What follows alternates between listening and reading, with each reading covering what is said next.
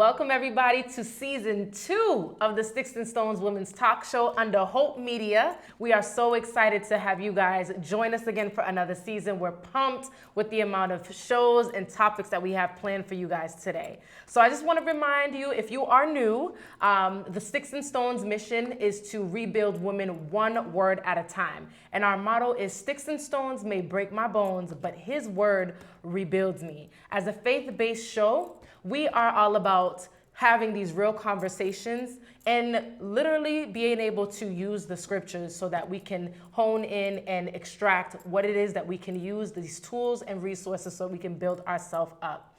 So today I have my amazing co-hosts who are with me, who are going to introduce themselves as usual.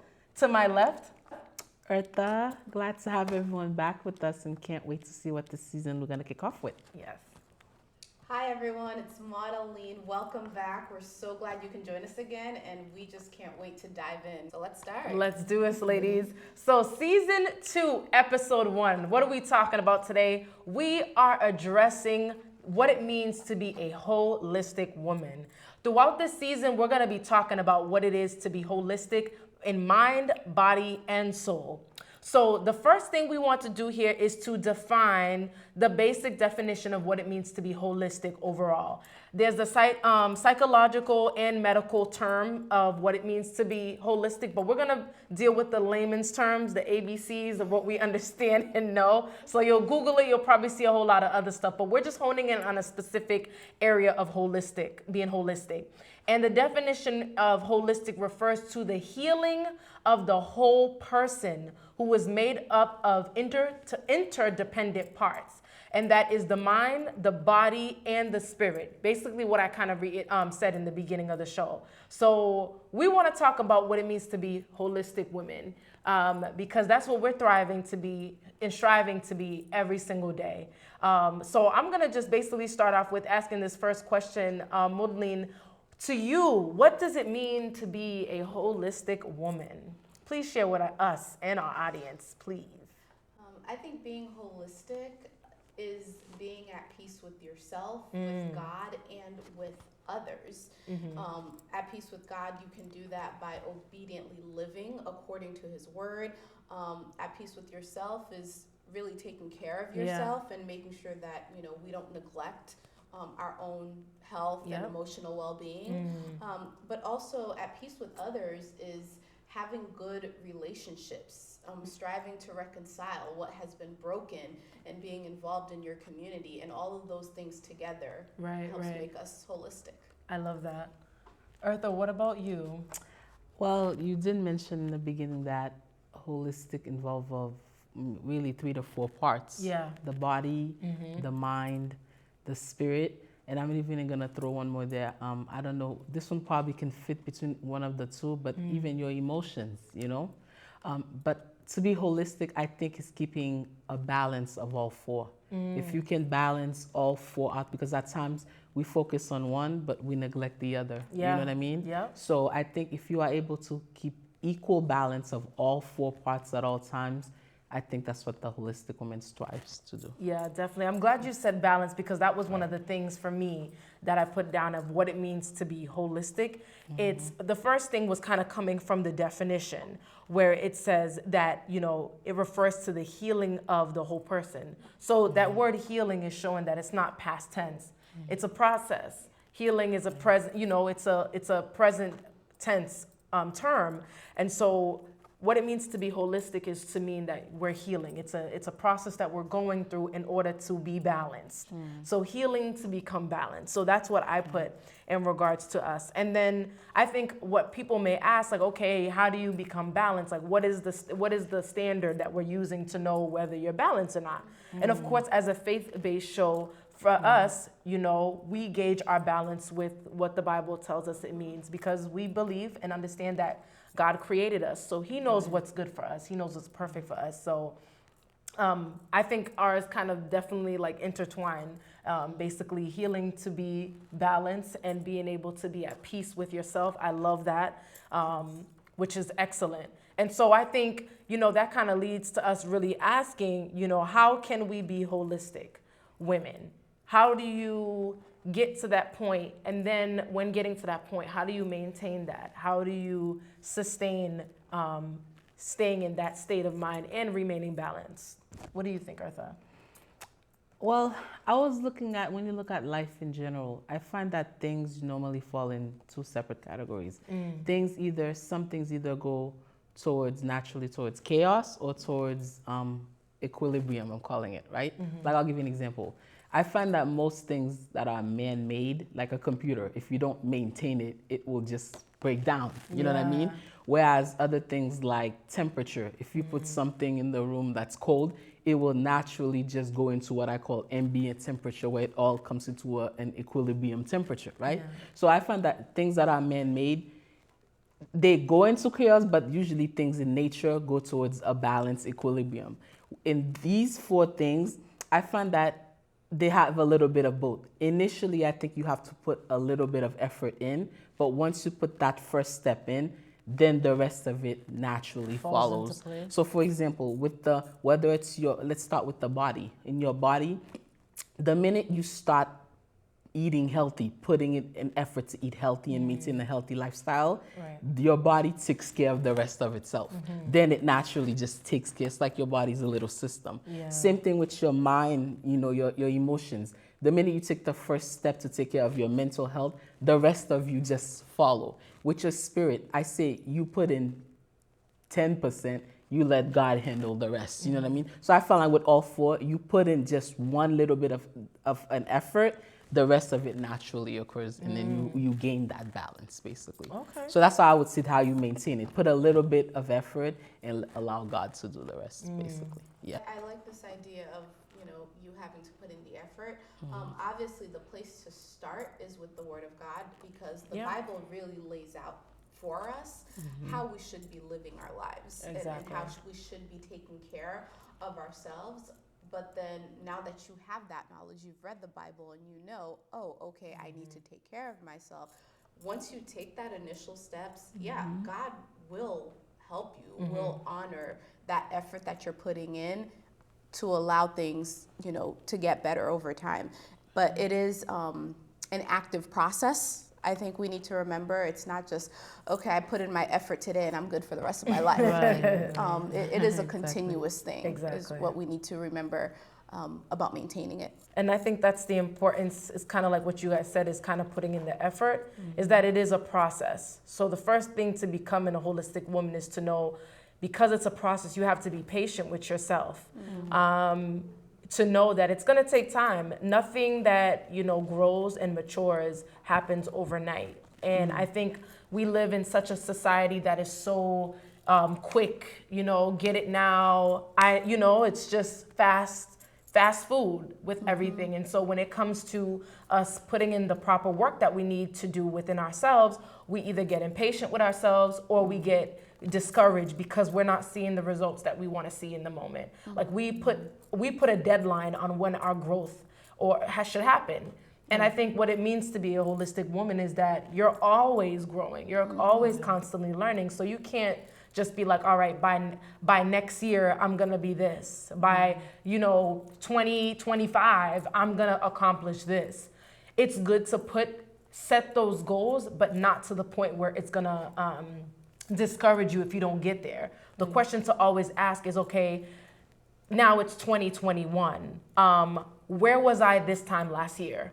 And that's a good way to kind of measure our growth, The one thing that I like what you guys are saying is kind of like putting in some effort and allowing God to do his work in us too. It's kind of two-way. We do our part, he does his part. So on and so forth. I thought of Philippians 1:6. Being confident of this very thing, that he which hath begun a good work in you will perform it until the day of Jesus Christ, right? So he's started the work, but we have to know that he's the one doing the major work. It's kind of like a doctor, if there's a surgery happen, like we can't do it by ourselves. Right. We have that ultimate doctor who's doing the work. Yeah. So what we use, like you said, is the Bible, is the scriptures. That's where we start off.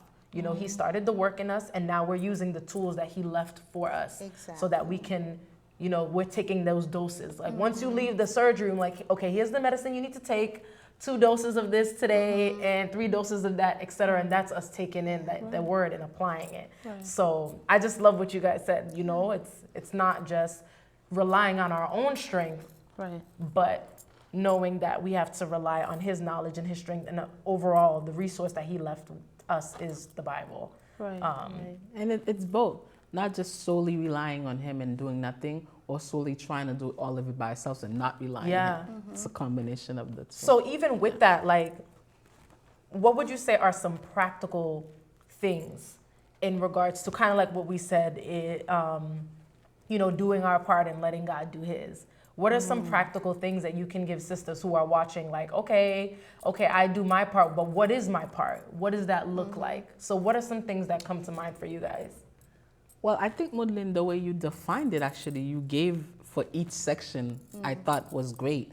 I say, you know, with your body, start by eating. He gave us exactly what we should eat. You Yeah. know, start by eating healthy. Stop putting in junk into your body. I think God already created your body to be a little factory. It works with you. You know, we're the one that's going against our body by not eating healthy, you know, hydrating ourselves and exercising. So then it's like we're forcing our body into overdrive. You know, that's what the minute you eat healthy, the body does the rest. The mind and the emotions. It's funny how I think we'll get a little bit into that little bit. You know, sometimes, you know, you have to, if you notice your emotions are all over the place, you need to sometimes sit down and organize what's going on here. Yeah. Look into it. What's going on here? You know what I mean? Sometimes just a little bit of that can cause a big difference. Yeah. And in terms of the spirit, well, we all know you gotta, like you said, feed the word of God, you know, in your spirit. If the spirit of the living God lives within you, right, it does the work for you. Yeah. You know. I was gonna say, before you jump into that, one point you made is that eating healthy. One thing that I've learned is that even what you eat affects your mood. So it's not just for your physical body. It has a lot to do with your emotions and your mind. Because you'll find, like, you know, us as Black people will be like, oh, I just ate a whole bowl of rice, beans, and chicken. It's like I got the itis, and it makes you sluggard. It gets you tired because you ate something, and usually food is supposed to energize you. It's not supposed to make you tired. Yeah, And, exactly. you know, yeah, exactly, that whole movement. So just that point you made, even some things that you're eating can affect you. It throws off your balances. That's certain times it could cause depression and so many other things causes, you know, if you're lacking vitamin D, vitamin E, vitamin C, that messes with your hormones, which in turn messes with your mind, your emotions, etc. So just wanted to insert that, but go ahead. What are some practical No, things that that- come to mind for you? I think that's so true.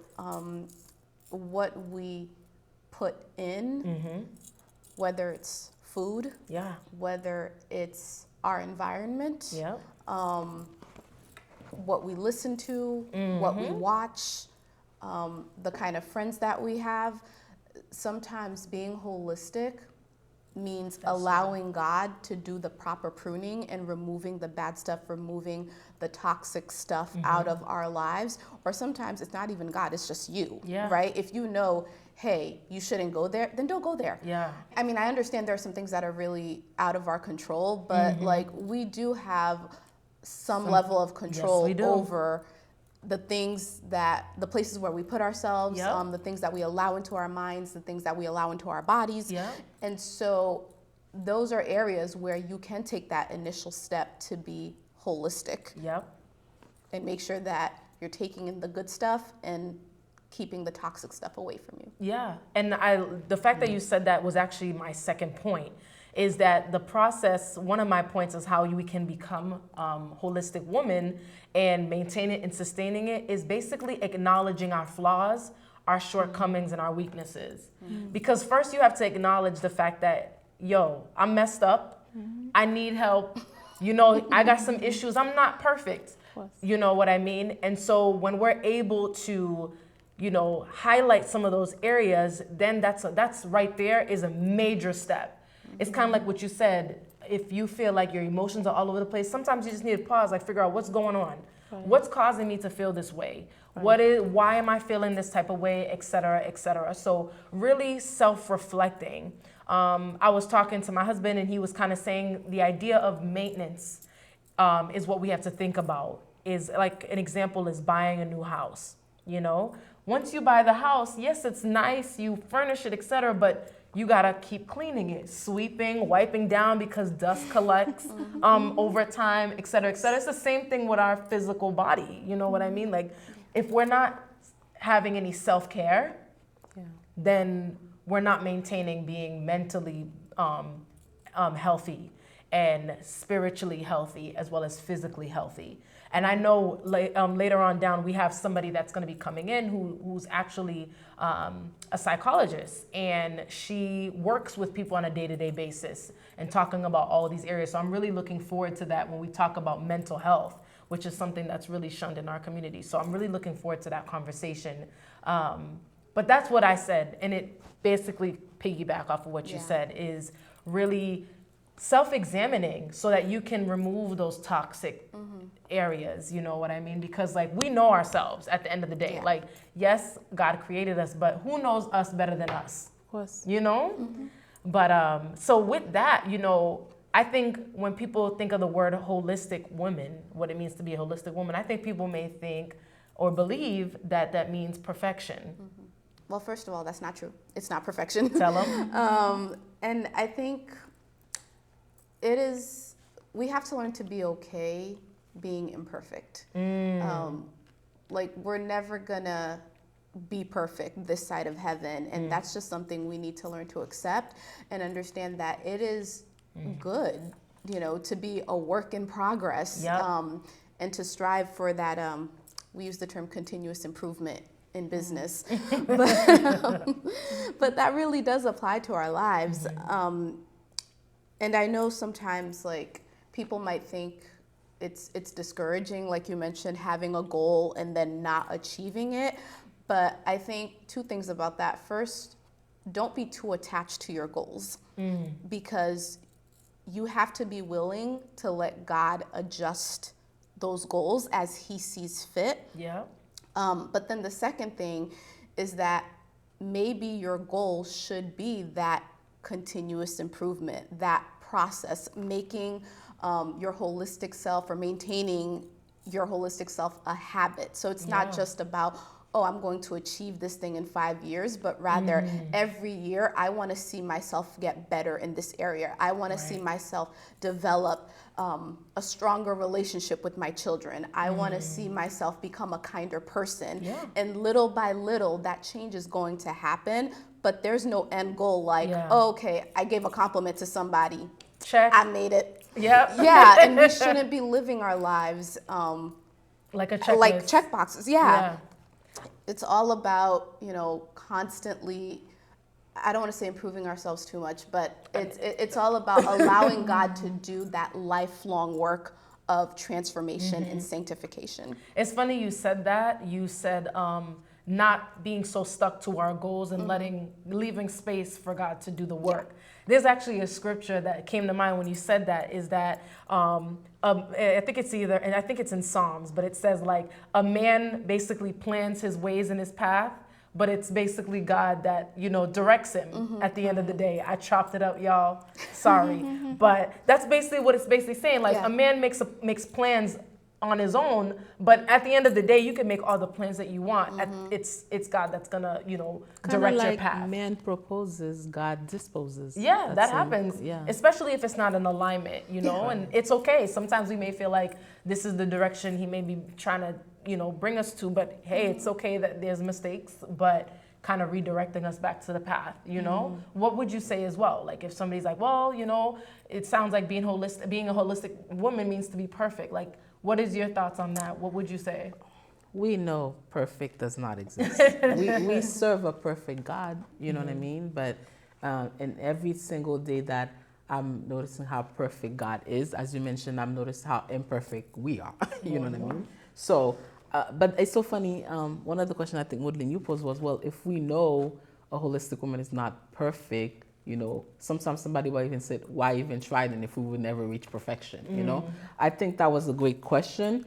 I think the main thing I got out of that question was that, well, she's not perfect, but she will put all her effort on the table. She know that when she leaves the table, that she laid it all on the table. That's good. I think there's, for those out there who listen to music, one of the artists that we lost, his name was Pop Smoke, one of the songs he sings, it says, shoot for the stars, aim for the moon. Or I've even heard a quote that even said that, aim for the moon. If you miss, you'll end up among the stars.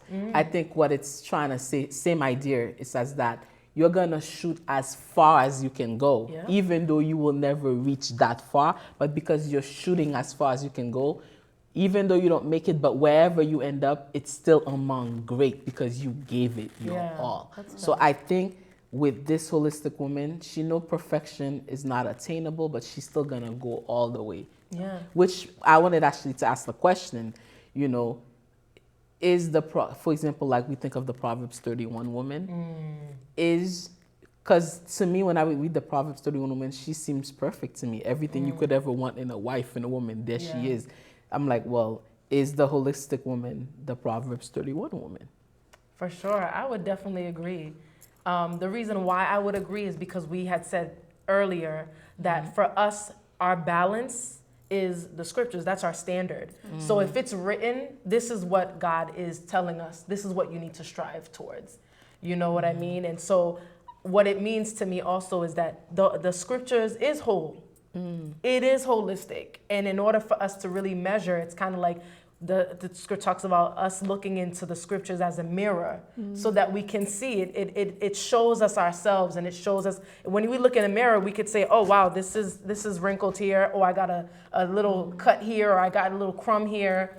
That's what the mirror does. And that's exactly what the scriptures are. So I would say, yeah, the Proverbs 31 woman is a holistic woman, because this is an example. There's a reason why they described her. She didn't even have a name. And so it can't just say, oh, well, that's just her. No. Aim for that. Aim for that, because we can be that. And that's his expectation of us. And one of the things you said, Eartha, was that, we can't reach perfection. And I think the reason why we wanted to use that word is because the world have their own definition of what perfection is. Because the way that the Bible describes perfect is not the same way that the world describes perfect. Because the way that the world describes perfect is no mistakes. You're basically a god. And that's not true. You know what I mean? If we were perfect based off of the world's definition, we wouldn't need God. You know what I mean? That's deep, yeah. And so the world's definition of that is its own thing, but the scriptures have a new way of what it means to be perfect, because it tells us, be perfect as I am perfect, right? But it's not literally saying like, don't do any wrong and like all of that stuff, depending on what we define that as, but kind of using the biblical definition. So one of the scriptures that I want to use as an example is Philippians 3:12. Where Paul, I'm going to say it in the NIV because some people may better understand it. He says, not that I have already obtained all this or have already arrived at my goal, but I press on to take hold of that which Christ Jesus took hold of me. So here is Paul, like one of the greatest writers of the Second Testament, wrote majority of the books. Everybody, he was a Pharisee. He killed believers, like, and all of that stuff. They're like, like this guy is not right.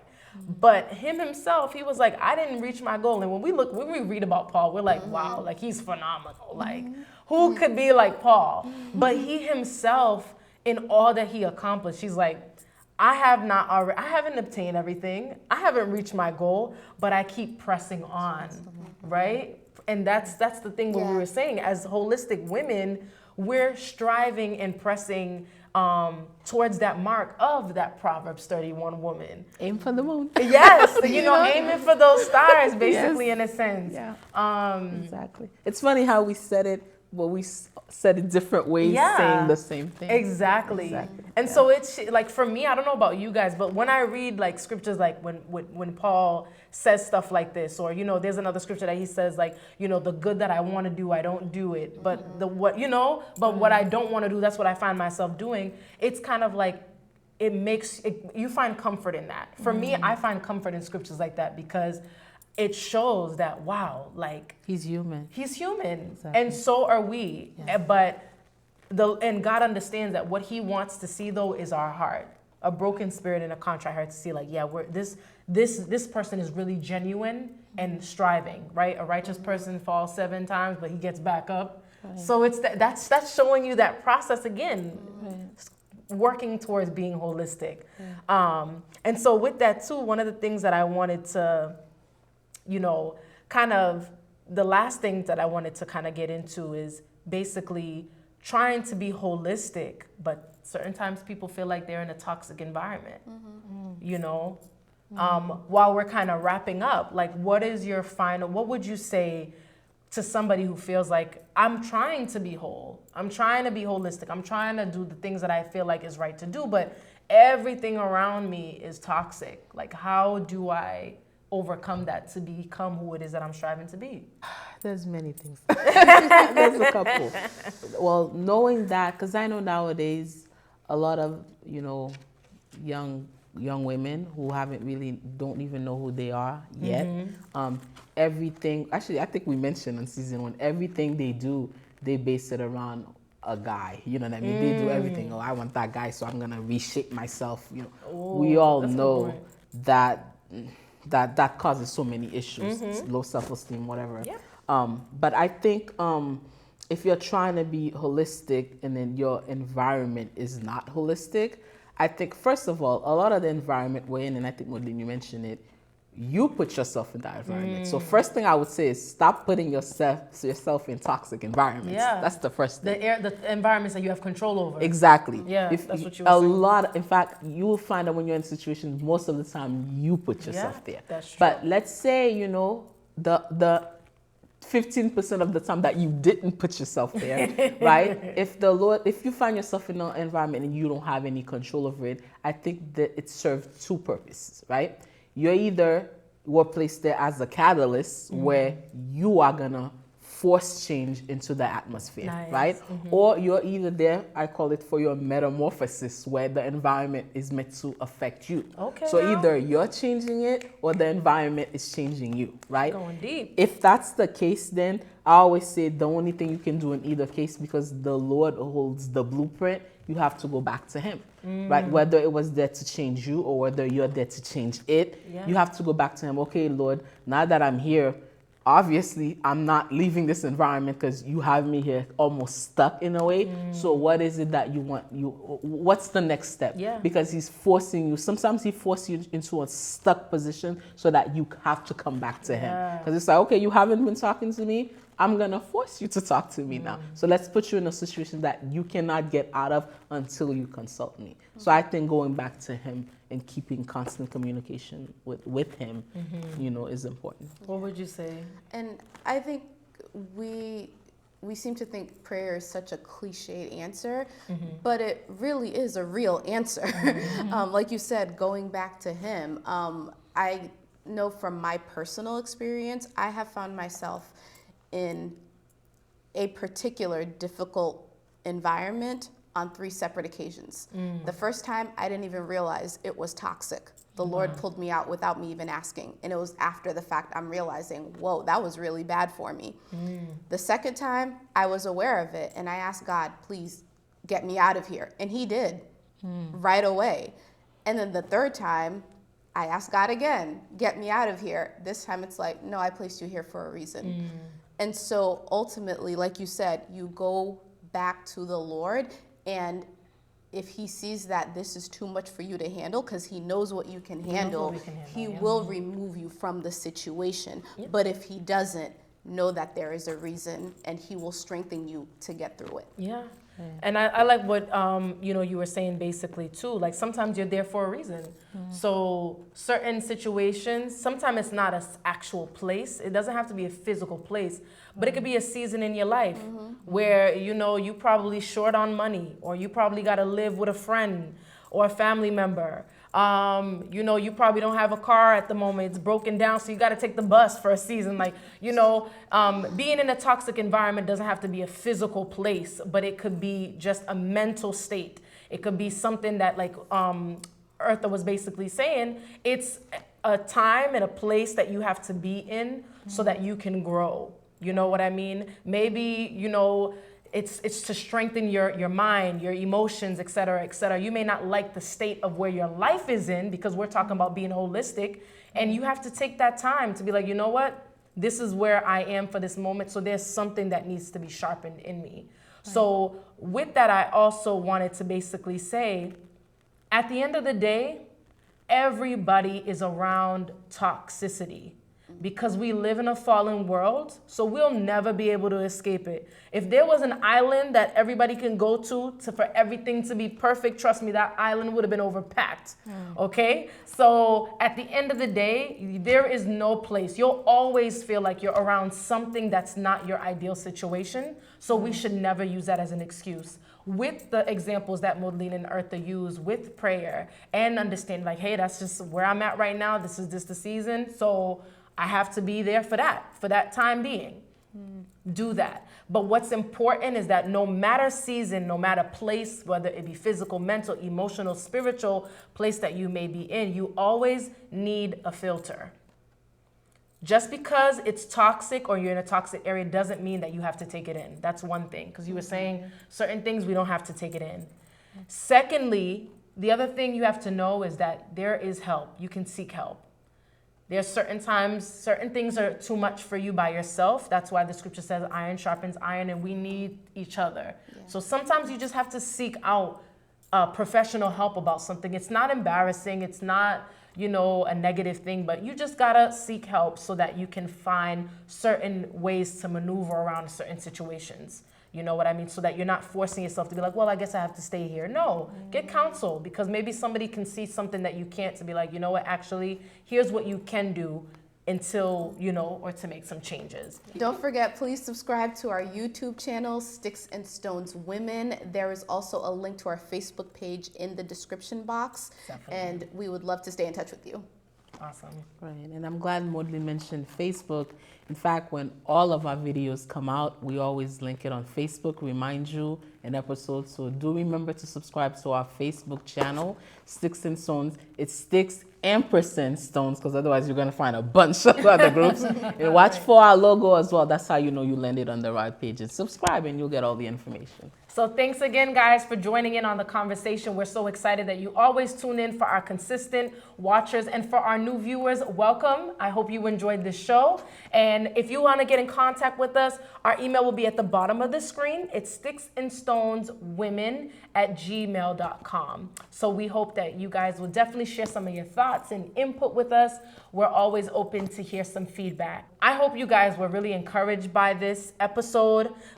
This is only the beginning. This is just the overall arch of basically what this season is going to be about. We want to use the scriptures and resources. So like we said, we have some people that we have lined up that will be coming in to kind of provide some resources that we can use so that we can strive towards being whole mentally, emotionally, physically, spiritually, all the above. So we thank you for tuning in, guys. Definitely continue the conversation. Be on the lookout for our next episode on mental health is a sister's wealth. We thank you again for joining, and we hope you have a good one. Bye.